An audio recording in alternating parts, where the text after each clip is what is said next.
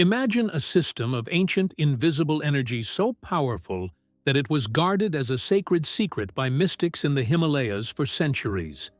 They used it to hack human consciousness and achieve literal enlightenment. Today, you can buy a $50 crystal aligned to it at a suburban strip mall, or take a 45-minute class on it before grabbing a matcha latte. It went from a thousands of years old esoteric blueprint of the human soul to the invisible engine driving the modern multi-billion-dollar wellness industry. And the wildest part? The rainbow-colored system you think you know? It was basically invented by British occultists in the 1920s. This is the story of the chakras, the ancient spiritual software that the West hijacked, rebranded, and sold back to the world. India, roughly 1500 to 500 BCE. Long before Lululemon existed, ancient sages are dropping foundational knowledge in sacred texts called the Vedas. But they aren't talking about unblocking your root chakra to get a promotion at work. The Sanskrit word chakra simply translates to wheel or disc, and early on, it was actually just used to describe the chariot wheels of conquering kings, known as chakravartins. Fast forward to the tantric boom between the 7th and 12th centuries CE. Monks aren't doing downward dog to vibe. They are engaged in intense, secret visualization practices. They map out the subtle body, an invisible spiritual anatomy running parallel to our physical flesh. And they don't agree on the math. Depending on the specific text or Buddhist lineage, there are systems of 4, 5, 10, or even 21 chakras. They were essentially prescriptive meditation templates, not anatomical facts. But to understand how this took over the world, you have to understand the mechanics. Here are chakras explained like your 5. Imagine your physical body is a massive, sprawling city. For this city to stay alive, it needs highways to transport food, fuel, and people. In your subtle body, these invisible highways are called nadis, and ancient texts say you have 72,000 of them. The traffic flowing on these highways is called prana, your vital life energy. Now, imagine massive, chaotic traffic circles where hundreds of these highways intersect. Those major energetic traffic hubs, those are the chakras. If the traffic flows perfectly, the city is thriving. But if there's a pileup, say you get stressed, hold on to trauma, or eat terribly, the intersection gets blocked. Energy stops flowing. You feel sluggish, anxious, or sick. To fix the city, you don't need a mechanic.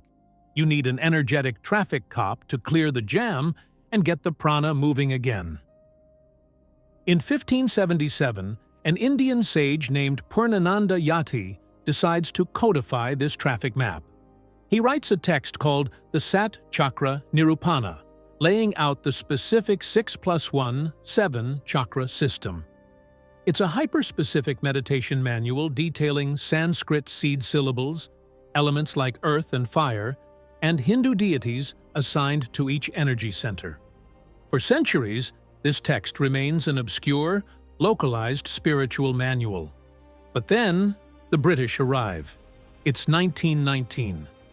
A British judge and scholar named Sir John Woodroffe, writing under the completely unnecessary alias Arthur Avalon, translates that 1577 text into English and publishes it as a book called The Serpent Power. Suddenly, Western occultists get their hands on it, and they decide the ancient Indian template needs a total marketing overhaul. Enter Charles W. Leadbeater in 1927. He's a prominent figure in the Theosophical Society, a trendy occult movement. Leadbeater writes a massively influential book simply called The Chakras. He looks at the ancient texts, completely ignores their traditional colors, and artificially links each chakra to Western biological endocrine glands and the colors of the rainbow. Hey Charles, These ancient Sanskrit texts don't mention rainbow colors at all. I don't care. Make the root chakra red and the sacral orange. Trust me, it's going to look amazing on a chart. Then, in 1932, the legendary psychologist Carl Jung holds seminars on Kundalini and the chakras, translating these ancient traffic hubs into Western psychological concepts of the collective unconscious. Finally, in 1977, a man named Christopher Hills writes Nuclear Evolution, permanently cementing the link between the chakras, light frequencies, and New Age personality types. Wall Street efficiency had finally met Woodstock spirituality. The system was now perfectly packaged for mass consumption. And that is how you build a global wellness empire. Today, the chakra system isn't just a Hindu or Buddhist tradition. It is the ultimate spiritual franchise. Global gurus packaged it into easily digestible Kundalini yoga classes, pushing the idea that controlling your vagus nerve or breathing perfectly could unlock superhuman potential and clear your biological traffic jams. The ancient sages didn't care about the color green or putting rose quartz on your chest. They cared about raw, unblinking consciousness and mapping the very limits of the human soul. But the modern world took their invisible spiritual wheels and turned them into a highly profitable self-help machine. So the next time you drop $30 on a throat chakra-aligned essential oil to help you speak your truth, just remember, you're participating in a 3,000-year-old game of spiritual telephone. And the Western occultists from the 1920s are still collecting the vibes.